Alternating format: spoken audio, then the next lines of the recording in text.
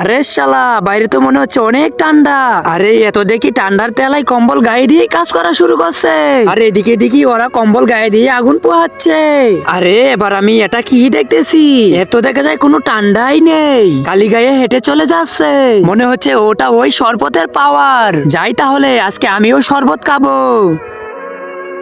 মনে হচ্ছে পাওয়ার আসতেছে, একটু বেশি করে খাই। শালা আজকে কালি গায়ে ঘুরবো। কিসের আবার ঠান্ডা, আমার শরীর তো কেমন একটা হিট চলে এসেছে। ব্রো, 1 মাস ঠান্ডার জন্য গোসল করতে পারি নাই, আজকে আগে গোসল করব। ভাই সরো, তোমরা সাইড দাও আমাকে।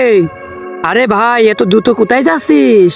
গোসল করতে যাচ্ছি, তুই যাবি? পাগল হয়েছিস নাকি? এত ঠান্ডায় কেউ গোসল করে? এত ঠান্ডা মানে কোথায় আবার ঠান্ডা? দাঁড়া, আমি তোদেরকে এখানেই গোসল করে দেখাচ্ছি।